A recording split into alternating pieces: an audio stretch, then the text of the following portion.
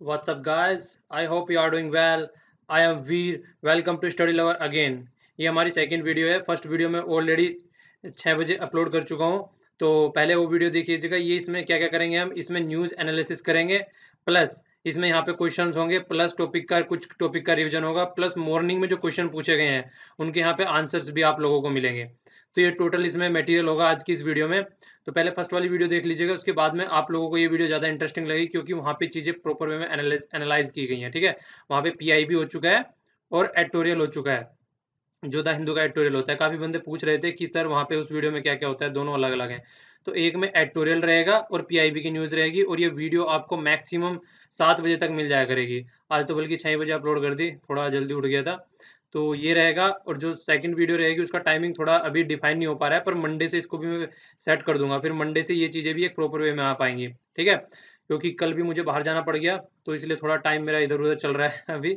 तो आज मंडे से तो चीज़ें सारी प्रॉपर वे में होनी है, एक ढंग से बिल्कुल एक शेड्यूल में होनी है। ओके, तो आइए अब देखते हैं न्यूज़ एनालिसिस।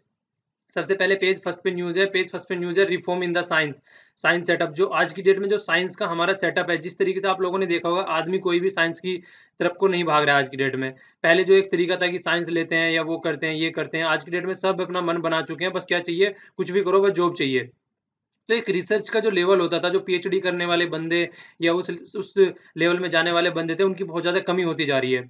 तो हुआ क्या है अभी, अभी ये हुआ है कि देखिए, जो सारी एक तरीके से जितने भी हेड्स हैं, heads of all the scientific department, जैसे एटॉमिक एनर्जी हो गई, स्पेस हो गया, अर्थ हो गया, साइंस एंड टेक्नोलॉजी हो गया, ये बायोटेक्नोलॉजी हो गया, तो इन सब के हेडों को मिला के एक मतलब एक कमिटी टाइप की सेट की गई है, और उसने कुछ प्रपोजल दिए हैं।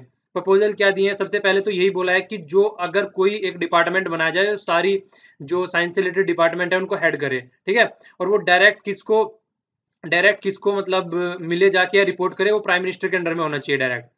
सबसे पहली बात तो ये बोली गई है यहाँ पे। ठीक है, और देखिए दूसरी बात क्या बोली गई है, जो उसका नाम रखने की अभी टेंटेटिवली इसने इन्होंने भी टेंटेटिवली बोला है इसको, मतलब टेंटेटिवली होता है, मतलब अभी सूझा गया है कि ये नाम हो सकता है। इसको बोला है स्पार्क। स्पार्क को बोला है, क्या होता है, sustainable progress through application and the research and the knowledge. तो ये इसका नाम रखने की बात कर रहे हैं, अभी ये ओनली सजेस्ट किया गया है, तो इसको याद रखेगा स्पार्क। ठीक है ना, स्पार्क जलाने की बात कर रहे हैं आदमी, जो बच्चे होते हैं खासकर उनके लेवल में, उनकी एज में, ताकि आगे चल के अच्छे अच्छे साइंटिस्ट निकल के आए। ठीक है, जो टारगेट इन्होंने बताया वो बनाया, वो बड़ा अच्छा लगा मुझे। देखिए टारगेट क्या है, जो 2030 तक ये काम करने की बात कर रहे हैं, उस तक 2030 तक इनका टारगेट क्या है, जो 100 टॉप साइंटिस्ट है वर्ल्ड में, उनमें से 10% मतलब 10 साइंटिस्ट जो होंगे वो इंडियन होंगे। तो इस तरीके का ब्रॉड रोड मैप बनाने की बात कर रहे हैं, और ये अपने आप में से जो हमारे खुद के ही इंडियन है, उनमें से ढूंढा जाएगा इन सबको। तो इस तरीके का सेटअप बना के चलेंगे। देखिए हमेशा जो गोल रखना चाहिए ना, वो बहुत ही बड़ा रखना चाहिए। जितना बड़ा गोल होगा, उतनी ही ज्यादा आपके अंदर से एनर्जी निकल के आएगी। और अब प्रीलिम्स आ रहा है, ठीक है, आग लगा दो। अब पानी में आग लगाना बोलते हैं ना, उस तरीके से आग लगा दो, लग जाओ अब। तो थोड़ा सा इसका देखिए बैकग्राउंड भी देख लेते हैं। बैकग्राउंड क्या है, ये है इंडियन साइंस कांग्रेस एसोसिएशन। ठीक है, तो जो ये इंडियन साइंस कांग्रेस एसोसिएशन है, ये साइंटिफिक ऑर्गेनाइजेशन है इंडिया की। इसको फाउंड किया गया था, एक मतलब इसका हेडक्वार्टर कोलकाता में है। ठीक है, और 1914 में इसको फाउंड किया गया था। इसमें लगभग आज की डेट में 30,000 साइंटिस्ट हैं। ठीक है, तो ये पूछ लिया जाता है कई बार। इससे रिलेटेड एक अवार्ड है जिसको इंस्पायर अवार्ड बोलते हैं। इंस्पायर अवार्ड का रिनेम कर दिया गया है, इसको मनक नाम चेंज कर दिया गया है इसको, मनक। मनक को क्या कहते हैं, million minds national aspiration and the knowledge. तो इसका इंस्पायर का नाम चेंज करके मनक कर दिया गया है। तो ये भी आप लोगों को याद रखना है, पूछा जा सकता है, इससे रिलेटेड इंपॉर्टेंट हो जाता है क्वेश्चन थोड़ा सा। ठीक है, तो देखिए इसका काम क्या है, इसका काम नॉर्मली क्या है, वही काम होगा जो बच्चों मतलब जो काम होता है। अगर इस तरीके से अगर साइंटिस्ट बनाना है, या फिर गेम में जा रहे हैं हम, तो गेम में बच्चों को मतलब गेम में फ्यूचर जनरेशन को अच्छा करना है, तो सबसे पहले फोकस किसके ऊपर जाता है, सबसे पहले फोकस जाता है किसके ऊपर, चिल्ड्रंस के ऊपर। तो इनके माइंड को इस तरीके से डेवलप करना, ताकि इनका साइंस में इंटरेस्ट जगे, और ये एक इनोवेटिव माइंड इनका बन सके। तो इस तरीके की बातचीत, इस तरीके की बात कर रहे हैं ये। ठीक है, अब इससे रिलेटेड जो इसकी बैठक होती है, वो भी उसके बारे में देख लेते हैं। मतलब जो सिटिंग्स होती हैं इसकी, जो पहली हुई थी वो कोलकाता में हुई थी 1914 में। ठीक है, आशुतोष मुखर्जी थे इसके, जो उस टाइम पे प्रेसिडेंट थे। और यहाँ पे टाइटल या थीम आप लोग कह सकते हैं कि साइंस के बारे में जानने की बात थी, कि साइंस होती क्या है। क्योंकि स्टार्ट हुआ तो स्टार्ट में तो यार वही बताएंगे ना कि साइंस होती क्या है, चीजें बताएंगे। वो इंट्रोडक्शन, इंट्रोडक्टरी आप इसको बोल सकते हैं, स्टार्टिंग वाली को। ठीक है, जो सेकंड हुई थी वो चेन्नई में हुई थी, इसको याद रखिए तो रख लीजिए वरना छोड़िएगा। फर्स्ट याद रखिएगा एक तो, ठीक है ना, फर्स्ट रख सकते हैं आप, सेकंड को देख लीजिएगा मन है तो। ये याद करना, नेक्स्ट वाली क्या याद रखनी है आपको, ये 104, ये 2017 में हुई है तिरुपति में। तिरुपति के लड्डू आप लोगों को याद होगा, बहुत ज्यादा न्यूज में थे, उनमें प्रॉब्लम पाई गई थी। तो तिरुपति कहाँ पे है, आंध्र प्रदेश में, ठीक है। तो यहाँ पे क्या है, नारायण राव थे इसके जो प्रेसिडेंट थे, और जो इसकी थीम है वो है क्या है, science and technology for national development. ये आप लोगों को याद रखनी है, 2017 की है, जनवरी में होती है, तो ये बहुत ही ज्यादा इंपॉर्टेंट हो जाती है, इससे डायरेक्ट क्वेश्चन पूछा जा सकता है। और 2018 की कब होने वाली है, ये 104th एडिशन था, 105th एडिशन 2018 में ओस्मानिया यूनिवर्सिटी हैदराबाद में होने वाली है। तो ये भी नेक्स्ट वाले डिसाइड हो चुके हैं, जनवरी में होगी, 3 to 7 जनवरी, जर्मनी नहीं जनवरी, तो 3 से 7 जनवरी तक 2018 में चलेगी ये, ठीक है। तो ये कुछ इन्फॉर्मेशन थी इसके बारे में, इनको याद रखेगा, इनसे डायरेक्ट प्रीलिम्स में क्वेश्चन पूछे जा सकते हैं। ये वाली न्यूज देखिए, ज्यादा इंपॉर्टेंट तो नहीं है, पेज फर्स्ट पे और पेज 8 पे भी न्यूज है ये। देखिए आर्मी के बारे में बताया गया है यहाँ पे, क्या किया गया है कि जो आदमी पत्थर फेंकते हैं आर्मी के ऊपर, ऐसे बैठाया गया उनको, और इस तरीके से मतलब क्रिटिसाइज किया गया आर्मी को कि ये इस तरीके के काम कर रहे हैं वहां पे। तो देखिए ज्यादा मतलब, देखिए आगे क्या चलता है, देखेंगे आगे न्यूज में। ये वाली न्यूज वही है, जादव जी से रिलेटेड है। इसमें कल में हमने वियना कन्वेंशन देखा था 1963, याद आ रहा है, 1963 के कन्वेंशन हम लोगों ने देखा था, अच्छे से डिस्कस किया था। तो यहाँ पे भी कुछ उससे रिलेटेड न्यूज है, डे बाय डे की बच्चनगिरी वैसे रहेगी। वही बोला गया है कि आर्मी मतलब जिस तरीके से उन्होंने इनको सजा सुना दी गई है कुलभूषण जाधव जी को, तो वो सही नहीं है। और ये नेवी के रिटायर ऑफिसर हैं, तो मतलब इंडियन को जो हाई कमिश्नर है उनसे मिलने भी नहीं दिया जा रहा है। तो वही सारी चीजें यहाँ पे बोली गई है, हालांकि पाकिस्तानी मीडिया ने भी इसको क्रिटिसाइज किया था। तो देखिए वैसे तो मतलब चीजें एग्जाम के पर थोड़ा नॉलेज पता होनी चाहिए कि इंडिया में चल क्या रहा है एक्चुअली। भाई एक चीज थी, बताता हूँ इसके बारे में। हुआ क्या था, अभी नेपाल में पाकिस्तान के जो एक ऑफिसर थे वो गायब हो गए थे, ठीक है। तो पाकिस्तान के ऑफिसर गायब हो गए, तो पाकिस्तान वाले क्या बोल रहे हैं कि हमारे ऑफिसर्स को गायब इसीलिए किया गया था ताकि हम कुलभूषण जाधव को छोड़ दें, ठीक है। तो उसी के लिए इन्होंने क्या किया, इनको जल्दी से जल्दी फांसी सुनाने की बात कर दी, और उनके जो ऑफिसर्स हैं वो गायब है, वो बोला गया था इंडिया के द्वारा नेपाल से गायब किया गया उनको। तो इसीलिए ये कंट्रोवर्सी चल रही है, ये देखा जा रहा है कि उसके कंपेयर में दोनों को कंपेयर किया जा रहा है। और जबकि इंडिया वाले कह रहे हैं कि उससे मतलब ही नहीं है यार, कहाँ गायब हो गया, कहाँ चला गया, उससे हमको क्या, हमको थोड़ी ना पता है उसके बारे में। तो ये देखिए इसलिए बहुत ही ज्यादा वो एक ज्वलंत मुद्दा बन गया ये, ठीक है। आइए अब आगे चलते हैं, आगे चलते हैं पेज 5 पे। ये न्यूज है उमा भारती जी, उमा भारती जी को बोला गया है कि इसको वाटर को जो है कंकरेंट लिस्ट में रख देते हैं। देखिए कंकरेंट लिस्ट में रखने की बात क्यों चल रही है, क्योंकि तीस्ता वाटर इशू को सोल्व करने की बात चली थी। प्राइम मिनिस्टर ने अभी वादा किया था शेख हसीना जी से कि हम तीस्ता वाटर को सोल्व, जो डिस्प्यूट है उसको सोल्व कर देंगे। तो उसको सोल्व करने के लिए वेस्ट बंगाल के चीफ मिनिस्टर को साथ में लेके चलना पड़ेगा। अगर वेस्ट बंगाल के चीफ मिनिस्टर को साथ में लेके नहीं चलेंगे तो तब तक चीजें सोल्व आउट नहीं हो पाएंगी। क्यों, क्योंकि वाटर जो है वो क्या है, स्टेट लिस्ट में है, ठीक है। लिस्ट जो होती है 3 होती है, ये क्या होती है, डिवीजन ऑफ पावर होता है एक्चुअली। लिस्ट क्या होती है, पावर होती है, इसमें सब्जेक्ट होते हैं, जैसे वाटर हो गया, कहीं पे एजुकेशन हो गया, कहीं पे हेल्थ हो गया, कहीं पे कम्युनिकेशन हो गया, मिलिट्री हो गया। तो इस तरीके से सब्जेक्ट डिवाइड है। तो एक तो है यूनियन लिस्ट, एक है स्टेट लिस्ट, और एक है कंकरेंट लिस्ट। इनके नंबर भी हैं, फर्स्ट पे ये है, सेकंड पे ये है, और थर्ड पे ये है, ठीक है। तो सीक्वेंस भी याद रखिएगा। तो पहले जो आती है वो आती है यूनियन लिस्ट। तो यूनियन लिस्ट में जो भी आते हैं वो सारे नेशनल इंपोर्टेंस के सब्जेक्ट आते हैं। जैसे देख लीजिए यहाँ पे डिफेंस हो गया, बैंकिंग हो गया, ये करेंसी से रिलेटेड हो गया, फॉरेन अफेयर हो गया, कम्युनिकेशन हो गया। जो सेकंड लिस्ट रहती है उसमें जो सब्जेक्ट आते हैं वो मैक्सिमम स्टेट से रिलेटेड आते हैं और लोकल इशू आते हैं उसमें, ठीक है।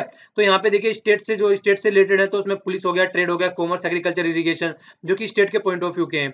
ये वही सब्जेक्ट है, अगर इनको आप लोग ढंग से देखा जाए, ये सब्जेक्ट मैक्सिमम वो है जो कि जब अंग्रेज हमारे यहाँ पे राज किया करते, तो ये सारे सब्जेक्ट इन्होंने क्या किया था, इंडियन जो मतलब जो इंडियन आदमी थे उनको दे दिए थे, और जो इंपॉर्टेंट सब्जेक्ट अपने पास रखे थे और ये बाकी के इंडियन को दे दिए। उनको बोला था अपने समाज की खुद रक्षा करो और हमको बस व्यापार से मतलब है। तो मैक्सिमम वो इसमें आते हैं। जब कंकरेंट लिस्ट में आते हैं, कंकरेंट लिस्ट में जो सब्जेक्ट रहते हैं कॉमन इंटरेस्ट के रहते हैं, जो सेंटर स्टेट दोनों के रहते हैं, ठीक है। एजुकेशन ले सकते हैं, दोनों में आता है, फॉरेस्ट ले सकते हैं, दोनों में आता है। तो इसी तरीके से मैरिज का हो गया। तो ये कुछ चीजें हैं जो दोनों में आती है, ठीक है ना। तो इन चीजों को याद रखिएगा। और ये मैंने आपसे क्वेश्चन भी पूछा था कल, ये 7th शेड्यूल्ड में आता है। कितने शेड्यूल होते हैं, टोटल 12 शेड्यूल है और 22 पार्ट होते हैं कॉन्स्टिट्यूशन में, ठीक है। और जो कॉन्स्टिट्यूशन हमारा बना था उसमें 395 आर्टिकल थे, अमेंडमेंट कर करके बढ़ाए जा रहे हैं, पर लेकिन जो नंबर है वही है, ठीक है। इसको भी याद रखिएगा। तो ये उमा भारती जी हैं, वाटर रिसोर्स मिनिस्ट्री इनके अंडर में है। गंगा के ऊपर भी, अच्छा एक क्वेश्चन आगे, चलो अभी याद आया है। जो गंगा के ऊपर भी एक रिपोर्ट सबमिट करी थी मिनिस्ट्री में, मैंने उसको बहुत अच्छे से उसको डिस्कस किया था। और वहां पे अविरल धारा, विरल धारा का भी हमने डिस्कस किया था, याद आ रहा होगा। जो भी लेक्चर सुन रहे हैं, बताइएगा उस समिट का जो रिपोर्ट जिसके द्वारा बनाई गई थी, नाम क्या था उनका, भूल गए होंगे आप, फिर से याद कीजिएगा उसको, बताइएगा सर्च करके। सारी चीजें याद करा दूंगा, ऐसे नहीं छोड़ूंगा, ठीक है। आगे चलिए अब देखिए, ये श्रीनगर है, स्विट्जरलैंड ऑफ इंडिया। सबसे अच्छा तो बात है आई लव श्रीनगर। और दूसरी बात हो गई पेज 4 पे न्यूज है ये। तो यहाँ पे क्या है, सबसे फेवरेट फूल है यहाँ पे, क्या है ये, टुलिप। टुलिप का फूल होता है ये, इतना सुंदर लगता है, इसको कभी देखिएगा। देखा होगा अगर राष्ट्रपति भवन आप घूमने गए होंगे, प्रेसिडेंट हाउस, जब ये यहाँ पे क्या बोलते हैं इसको, गार्डन, मुगल गार्डन नाम भी निकल गया था माइंड से। मुगल गार्डन पे जब यहाँ पे खुलता है तो वहाँ पे बहुत सारे ऐसे फूल हैं, तो काफी सुंदर फूल है ये। तो एशिया का, याद रखिएगा इसको, एशिया का सबसे बड़ा गार्डन है टुलिप गार्डन, ये यहाँ पे है श्रीनगर में, ठीक है, इसको याद रखिएगा। और ये क्या बात करते हैं इसको, मतलब ये डल लेक के आसपास में है, इसको भी याद रखिएगा, ठीक है ना। और ये क्या है, ये है जाबरवान, यह जाबरवान रेंज पड़ती है फुट हिल में, उसके आसपास में है। तो ये कुछ चीजें हैं, याद रखिएगा। Indira Gandhi memorial tulip garden previously, और इसको मॉडल मॉडल फ्लोरिकल्चर सेंटर, मतलब ये भी इसी के नाम थे, ठीक है ना। तो टुलिप गार्डन वैसे नॉर्मली बोला जाता है, ये न्यूज में भी है थोड़ा सा, किस वजह से, क्योंकि देखिए टुलिप, ये क्या लिखा हुआ है यहाँ पे, टुलिप फेस्टिवल। टुलिप फेस्टिवल 15 दिन का चलता है, अप्रैल 1 से और अप्रैल 15 तक। तो अप्रैल 15 आज फिनिश होने वाली है, तो आपने मिस कर दिया इसको अगर आपने नहीं देखा। मैंने भी नहीं देखा, कोई नहीं। ठीक है। तो garden open 2007, aim to boost the यही फ्लोरिकल्चर और टूरिज्म कश्मीर वैली। तो याद रखिएगा, थोड़ा एशिया का है ये, टॉप मोस्ट। तो चीजें कुछ याद होनी चाहिए इस तरीके से, फेवरेट चीजें जो है कम से कम इतना तो पता ही होना चाहिए अपने देश के बारे में। पेज 9 पर न्यूज है, पेज 9 पर न्यूज है। तो ये बात क्या कर रहे हैं यहाँ पे, personal law versus fundamental right की बात चल रही है। तो अरुण जेटली जी बोले हैं अभी एक कॉन्फ्रेंस में, तो कॉन्फ्रेंस या इंटरव्यू टाइप का कुछ था, तो उसमें बोले हैं। तो देखिए सबसे बड़ी बात जो है, जो कंपेयर किया गया पर्सनल लॉ, एक तो होता है पर्सनल लॉ, जो शादी वाली चीजें होगी, ये सब चीजें होगी, और एक है फंडामेंटल राइट।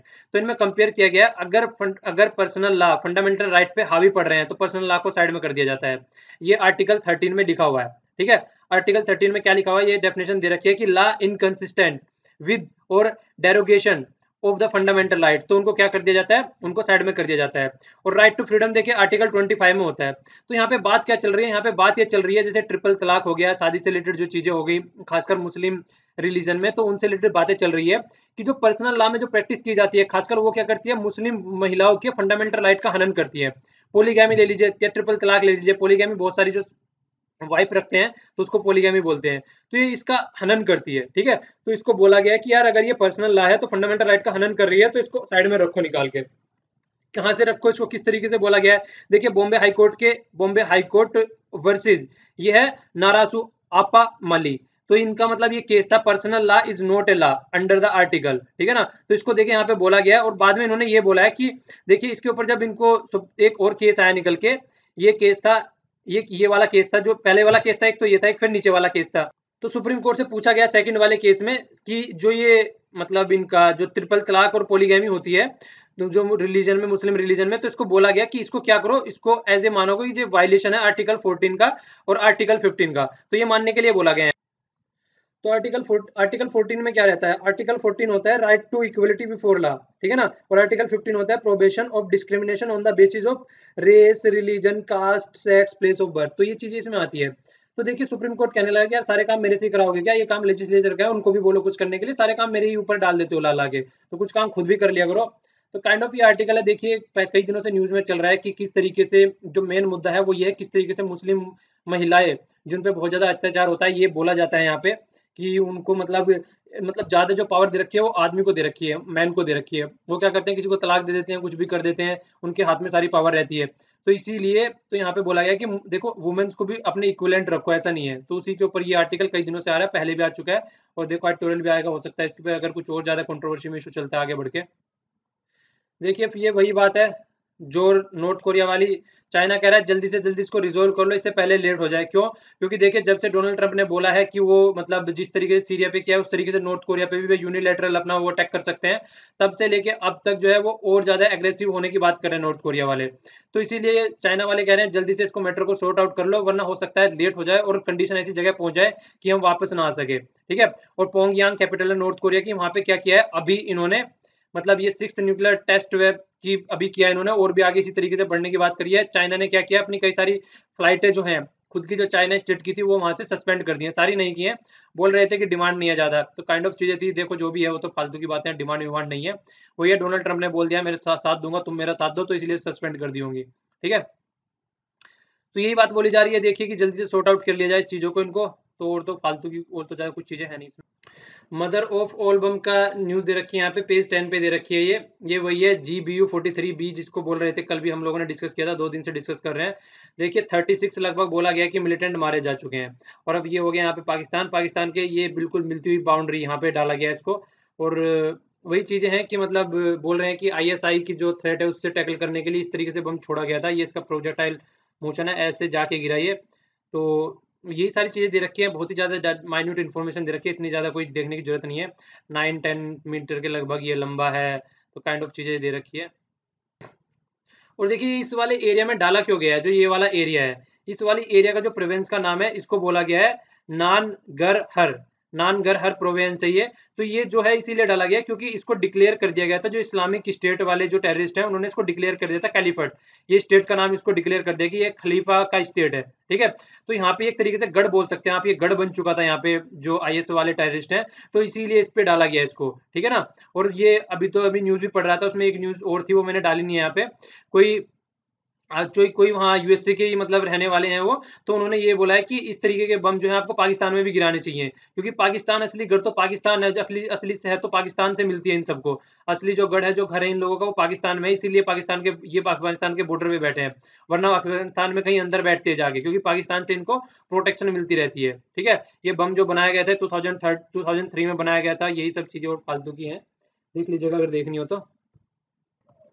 ये फिस्कल पाथ की बात कर रहे हैं यहाँ पे, फिस्कल रेस्पॉन्सिबिलिटी, उसके बारे में एक्ट के बारे में भी हमने जिक्र की थी कि फिस्कल रेस्पॉन्सिबिलिटी क्या होती है, इसके बारे में NK सिंह कमेटी के बारे में हम लोगों ने जिक्र किया था, तो फिर से वही न्यूज़ आ रही है थोड़ी सी यहाँ पे, एक थोड़ी सी और नई न्यूज़ है यहाँ पे, क्या है, डेब्ट टू GDP रेशो की बात की गई है।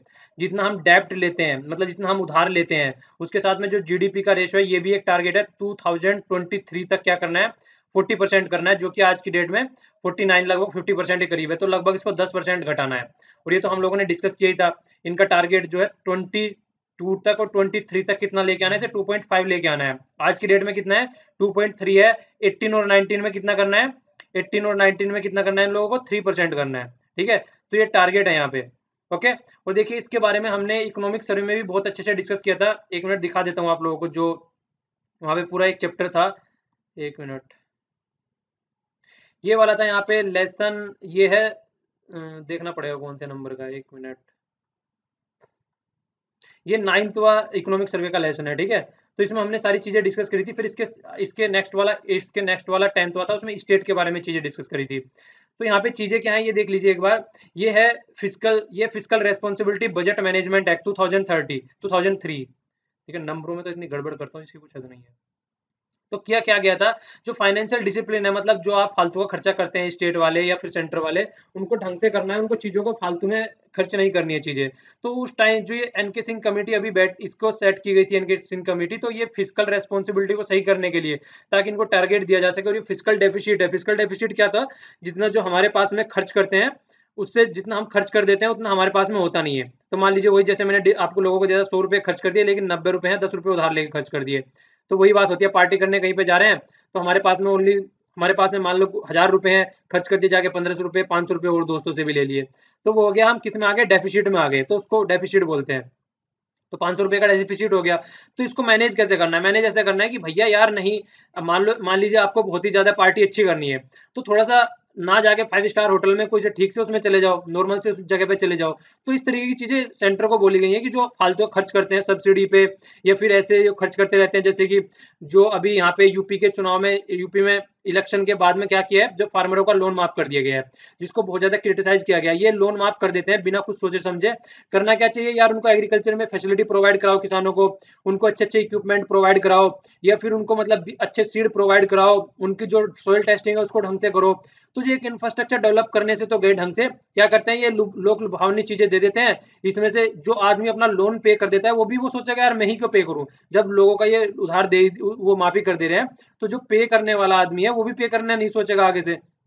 तो और इस तरीके से ट्रस्ट खुद का खो रहे हैं। तो एक इंफ्रास्ट्रक्चर में इन्वेस्ट करने की बजाय एक मार्केट बनानी चाहिए जिसमें कि जो एग्रीकल्चर प्रोडक्ट है उनको मतलब कन्वर्ट करके एक पर्टिकुलर मार्केट के लेवल के प्रोडक्ट बनाए जाए। तो उस तरीके की अच्छी चीजें पे वर्क करने से तो गए, बस लोग लुभावने वाले काम करते रहते हैं। तो वो चीजें जो इस तरह के काम करते हैं उनको कम किया जाए, ठीक है। तो ये एनके सिंह कमेटी थी, तो इन्हें टारगेट जो पहले भी टारगेट लगाया गया था 3% 2008 में लगाया गया था, ठीक है। तो 2008 में फिर रिसेशन वगैरह आ गया, तो उसकी वजह से फिर चीजें आगे पोस्टपोन हो गई। तो यही चीजें पहले से चल रही थी, तो उसी के बारे में यहाँ पे डिस्कस किया गया था ये। ओके, तो कंप्लीट ये चैप्टर था, इसमें सारी चीजें अच्छे से क्या क्या चीजें होती हैं, क्या फिजिकल है, क्या डेफिसिट है, ये सारी चीजें यहाँ पे डिस्कस की गई थी, देख लीजिएगा। इसका डिस्क्रिप्शन में बॉक्स में दे दूंगा मैं लिंक आप लोगों को, अगर देखना है तो। ये दो प्राइज, ये दो, एक तो ये हो गया विकास गोड़ा जी को पद्मश्री मिला है, किस गेम से रिलेटेड है, डिस्कस थ्रो। पूछ लेते हैं, इसको याद रखिएगा, मैच करने के लिए आ जाता है। पेज 14 पे न्यूज है, पेज 14 पे ये न्यूज है, पंकज आडवाणी आडवाणी जी की है, बहुत ही माइंड ब्लोइंग प्लेयर है यार। तो फिर से जीत गए हैं, 16th टाइम ये वर्ल्ड चैंपियनशिप जीत चुके हैं, और ये 6th एशियन थी इनकी बिलियर्ड्स में, ठीक है ना। तो सौरभ कोठारी को इन्होंने हराया है, तो ये याद रखने का थोड़ा सा। देखो कितने अच्छे अच्छे काम करते हैं यार। मॉर्निंग में क्वेश्चन था, ये था स्कोट्रा से रिलेटेड। ये स्कोट्रा आइलैंड जहाँ पे इंडिया का एक जहाज पकड़ लिया गया था, जो सोमालिया के डाकू थे उनके द्वारा, जिसको छुटा लिया गया है। तो ये आइलैंड किससे रिलेटेड था, मैंने आप लोगों से मॉर्निंग में क्वेश्चन पूछा था। तो ये किससे, यमन से रिलेटेड है। यमन की कैपिटल है शियाना। तो ये मैंने आप लोगों से पूछा था, ठीक है। और देखिए यहाँ पे रेड सी है, और यहाँ पे गल्फ ऑफ अदान है। तो ये भी मैंने आप लोगों से पूछा था कि यहाँ पे क्या है और यहाँ पे क्या है। तो ये दोनों आपके मॉर्निंग के क्वेश्चन थे, ये इनके आंसर हो गए। आगे एक क्वेश्चन और पूछा था मैंने, एक क्वेश्चन था अरुणाचल प्रदेश से रिलेटेड क्वेश्चन था। इसमें पूछा था मैंने, अरुणाचल प्रदेश को कौन कौन से इंटरनेशनल बॉर्डर टच करते हैं। तो इंटरनेशनल बॉर्डर में सबसे पहले तो क्या आ गया, ये क्या है यहाँ पे, याद आ रहा है कुछ, भूटान। यहाँ पे क्या आ गया, ऊपर चाइना आ गया, साइड में क्या आ गया, म्यांमार आ गया। तो तीन तो ये टच करते हैं। देखिए आप लोगों के लिए यहाँ पे एक क्वेश्चन और याद आ गया मुझे, बहुत ही अच्छा क्वेश्चन है। आप लोगों को ये बताना है कि इंडिया के कितने ऐसे स्टेट हैं, इंडिया के कितने ऐसे स्टेट हैं जो कि, ध्यान से सुनिएगा, इंडिया के कितने ऐसे स्टेट हैं जो कि ओनली सिंगल स्टेट की बाउंड्री को टच करते हैं। कितने ऐसे स्टेट हैं जो कि सिंगल स्टेट की ही, अपने ही स्टेट की सिंगल स्टेट की बाउंड्री को टच करते हैं। कितने ऐसे स्टेट हैं, ढूंढिएगा, ठीक है ना, और आंसर दीजिएगा कमेंट बॉक्स में। और मॉर्निंग में नेम के बारे में हम लोगों ने जिक्र किया था अच्छे से। नेम जो है वो 16th जो नेम है वो कहाँ पे हुई थी, ईरान में हुई थी, तेहरान में, ठीक है। ये 2012 की हुई थी। हमने हमने आप लोगों को बताया था कि क्या था, ये 3-3 साल के गैप पे होती है, ठीक है। तो इसको याद रखिएगा थोड़ा सा। तो ये दूसरी जो 17वीं हुई थी वो 2016 में हुई थी। और जो नेम यहाँ पे 18वीं सबमिट होने वाली है अजरबैजान में होने वाली है 19 में। कहाँ पे होने वाली है, अजरबैजान 19 में होने वाली है। तो इसको याद रखिएगा, 18th है ये, ठीक है। ये हो गया यहाँ पे अजरबैजान, दिख रहा है ना, यहाँ पे अजरबैजान हो गया ये वाला एरिया, ठीक है। तो यहाँ पे ये हो गया कैस्पियन सी, हो गया यहाँ पे ये ब्लैक सी हो गया, ठीक है। थोड़ा सा और देख लेते हैं, मैप खोल ही मैप खोल ही दिया है तो और क्या दिखाऊं आप लोगों को। यहाँ पे नीचे हो थोड़ा अभी, ये ब्लैक सी हो गया, ठीक है। ब्लैक सी में ये वाला एरिया है क्रीमिया, जिसके बारे में हम लोग बात करते रहते हैं कई बार, ठीक है। तो ये वाला क्रीमिया हो गया, जिसको इसने रशिया ने हड़प लिया था, जिसके ऊपर इसको G7 से भी निकाल दिया गया था। तो ये वाला पोर्शन है जिसके बारे में हम लोग जिक्र करते रहते हैं। ओके, इंटरनेट थोड़ा स्लो चल रहा है इसलिए खुल रहा है। तो ये यूक्रेन हो गया यहाँ पे। ओके, तो ये वाला मैप का एरिया हो गया। तो ये याद देखिए, ये वाला एरिया ही देख लीजिएगा। ये अजरबैजान हो गया यहाँ पे, ये उज्बेकिस्तान हो गया यहाँ पे, तुर्कमेनिस्तान हो गया, तजाकिस्तान हो गया। तो ये वाले एरिया है कुछ यहाँ पे। ईरान यहाँ पे हो गया जो काफ़ी न्यूज़ में ही रहता है, ठीक है। आज आपको वर्ल्ड घुमा देता हूँ। देखिए एक सबसे अच्छा चीज़ अगर आपको देखना है ना, इंटरनेट आप लोगों के पास में रहता ही है। अगर मैप की प्रैक्टिस करनी है ना तो वो इंटरनेट से कीजिए, क्योंकि जूम कर करके आप किसी भी उसको देख सकते हैं, ठीक है। तो इसमें ज़्यादा बेस्ट, इसमें ज़्यादा बेटर रहता है। तो इस पे ज़्यादा प्रैक्टिस किया कीजिए। आप किसी भी एरिया को जूम करके यहाँ पे देख सकते हैं, किसी भी एरिया के अंदर घुस सकते हैं। तो इससे बहुत ज़्यादा फायदा रहता है। और जरा सी देर में आप चारों साइड में घूम सकते हैं बिना किसी टेंशन के, बिना किसी प्रॉब्लम के। ओके, ये इटली हो गया यहाँ पे, ये मेडिटेरेनियन सी हो गया। चलिए इजिप्ट में घुमा के लाता हूँ इजिप्ट में घुमाता हूँ आप लोगों को। अभी ये वाला एरिया भी देख लेते हैं यहाँ पे, जिसके बारे में हम जिक्र कर रहे थे। ये देखिए ये वाला हो गया आइलैंड, ठीक है। नाम क्या था इसका, अभी नाम जिक्र कर नहीं रहे थे हम। ये देखिए अब ढंग से दिख रहा है, ठीक है। क्या हो गया, ये स्कोट्रा हो गया ये। तो ये वाला हो गया, यहाँ पे हमारा जहाज पकड़ा गया था। ये गल्फ ऑफ अदान हो गया, ठीक है। ये डिजी ब्यूटी हो गया, डिजी ब्यूटी होता है, ब्यूटी बोलता है उसको, डिजी ब्यूटी, ठीक है। तो ये हो गया यहाँ पे, ये यमन हो गया, इरिटेरिया हो गया, ये वही हो गया हॉर्न अफ्रीका वाली जो कंट्री थी, ठीक है, इनके बारे में हम लोगों ने जिक्र किया था। और कहाँ घूमना है बताओ, बता दो, बिना वीज़ा और बिना किसी पासपोर्ट के जहाँ कहोगे वहाँ लेके चलूँगा। ओके, ये युगांडा हो गया यहाँ पे, ये रवांडा हो गया। तो ऐसे देख लिया करो जूम कर करके यार, जहाँ भी किसी एरिया में जाओ आसपास की दो तीन चीज़ें और देख लिया करो। वहाँ पे केन्या हो गया जिस तरीके से ये, फिर अगर इसको ऑफ करके नीचे नीचे लेके जाओ तो फिर आप लोगों को डिटेल में चीज़ें दिख जाएंगी। ये हो गया ओनली एंड ओनली इंडिया। ठीक है, तो ये पूरा मैप हो गया यहाँ से, इटली वगैरह दुनियादारी। तो यहाँ पे मीटिंग की बात कर रहे थे हम लोग। ओके, आइए बैक टू द स्टडी। ये कुछ क्वेश्चन देखते हैं अब यहाँ पे। ये देखिए फर्स्ट क्वेश्चन यहाँ पे क्या कह रहा है। फर्स्ट क्वेश्चन में डीपीएसपी से रिलेटेड है ये, ठीक है ना। तो डीपीएसपी क्वेश्चन में पूछा क्या है, which of the above following Gandhian principle are reflected in DPSP.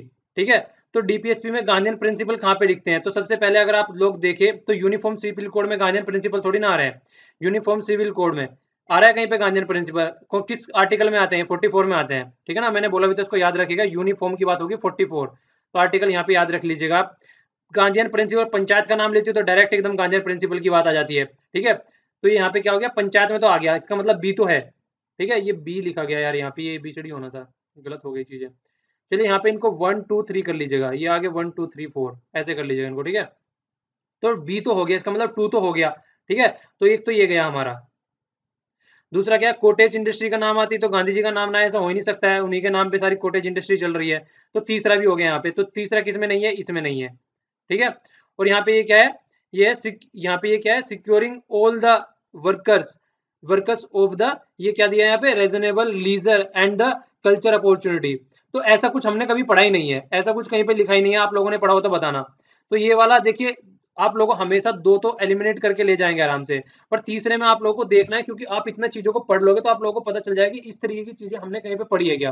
तो ऑल द वर्कर की बात की गई है, और पहले भी वहां पे ये ऑल द वर्कर, देखिए खुद सोचिए, अगर कुछ तो होते हैं वर्कर, कहाँ कहाँ पे होते हैं, कुछ तो होते हैं ऑर्गेनाइज सेक्टर में और कुछ होते हैं अनऑर्गेनाइज सेक्टर में। एक बार को अनऑर्गेनाइज सेक्टर में जो वर्कर होते हैं, जो कि ये ठेला लेडी, जो ठेले लगाने वाले होते हैं, इस तरीके से अगर कोई वर्कर होते हैं, या फिर झुग्गी झोपड़ी में रहने वाले जो बेचारे इंसान होते हैं, तो एक बार को मतलब एक अपॉर्चुनिटी चीजें प्रोवाइड कराई जा सकती है हेल्प करने के लिए। पर ऑल द वर्कर थोड़ी ना आ जाएगा उसमें, बहुत से ऐसे भी हैं मतलब ऑर्गेनाइज सेक्टर में बहुत अच्छे लेवल पे काम कर रहे हैं। तो ऑल वाली जहाँ पे बात आ जाती है, और जहाँ पे ओनली वाली बात आ जाती है, यहाँ पे देखिए, यहाँ पे ओनली वाली बात की गई है, इसका मतलब वहां पे एकदम क्वेश्चन मार्क लगा दो कि कुछ तो गड़बड़ है। यहाँ पे कुछ तो खेला खेल रहे हैं, जैसे कपिल शर्मा बोलता है ना कि खेला, तो यहाँ पे कुछ तो खेला खेल रहे हैं आपके साथ में एग्जामिनर। तो यहाँ पे ये दोनों हो गए, तो इसका मतलब आंसर क्या हो गया, बी हो गया। ठीक है, अब देखिए नेक्स्ट वाला क्वेश्चन क्या है। नेक्स्ट वाले क्वेश्चन में क्या बोला है, union territory are not represented in Rajya Sabha. ऐसा पॉसिबल है, आप खुद सोचिए, ऐसा पॉसिबल है कि राज्यसभा में किसी टेरिटरी को प्रेजेंट ना किया जाए। तो पहला तो वैसे ही गलत हो गया। ठीक है, it is within the preview of the chief election commissioner to adjust the election dispute. ऐसा होता है, इलेक्शन कमिश्नर थोड़ी ना सेटल करता है, अगर इलेक्शन कमिश्नर डिस्प्यूट को सेटल किया करता तो फिर तो कोई कहना ही कुछ और था, फिर तो इतनी पावर हो जाती कि कोई बोलना ही नहीं था, तो ये सीधा कोर्ट करता है। ठीक है ना, तो इसको याद रखिएगा, तो ये भी साइड में हो गया। तीसरा क्या कह रहा है, according to constitution of India parliament consist. ये देखिए, ये क्वेश्चन इतनी बार पूछा जाता है कि ये कहीं ना कहीं अटका ही रहता है, तो सिंगल में आता है या फिर डबल में आता है। ऐसे ऑप्शन में क्या बोला है, यहाँ पे लोकसभा बोला है और राज्यसभा बोला है, आगे क्या बोल दिया, ओनली। तो इनके पापा जी तो रह गए अभी प्रेसिडेंट ऑफ इंडिया, तो तीनों को मिलके प्रेसिडेंट ऑफ इंडिया, देखिए ये एक पर्सन नहीं होता है, ठीक है ना, प्रेसिडेंट ऑफ इंडिया पूरा ऑफिस होता है। तो इसीलिए Lok Sabha plus Rajya Sabha plus president of India, इन तीनों को मिला के पार्लियामेंट बोली जाती है। इसको याद रखिएगा, बहुत ही ये ज्यादा बार चीजें पूछी जाती है इस तरीके की। तो आंसर क्या हो गया, नन ऑफ द अबव। ठीक है, तो इसको याद रखिएगा बहुत ही अच्छे से। कॉमन सेंस के क्वेश्चन रहते हैं यार सारे, ज्यादा इतने टफ क्वेश्चन नहीं रहते हैं। आज के लिए इतना ही करते हैं, कल संडे है, बाकी के कई सारे क्वेश्चन हम लोग कल डिस्कस करेंगे। ठीक है ना, कल काफी सारे क्वेश्चन हम लोग डिस्कस करेंगे, कल संडे है। ओके, तो आज के लिए इतना ही। देखिए अगर वीडियो पसंद आ रही है तो प्लीज उसको लाइक कीजिएगा, अगर नहीं पसंद आ रही है तो डिसलाइक कीजिएगा, ताकि मुझे पता तो चल जाए कि आप लोगों की मतलब पसंद आ रही है चीजें या नहीं पसंद आ रही है। और क्वेश्चनों के आंसर दीजिए और शेयर भी कीजिए लोगों को यार, जितना कर सकते हैं आप लोग। ओके, तो thanks a lot for listening. जय हिंद। और दूसरी वीडियो का भी, पहले ही जय हिंद भूल गया दूसरी वीडियो का लिंक आप लोगों को नीचे मिल जाएगा डिस्क्रिप्शन बॉक्स में, और स्क्रीन पे भी आ जाएगा लास्ट में। ओके, तो thanks a lot for listening. जय हिंद।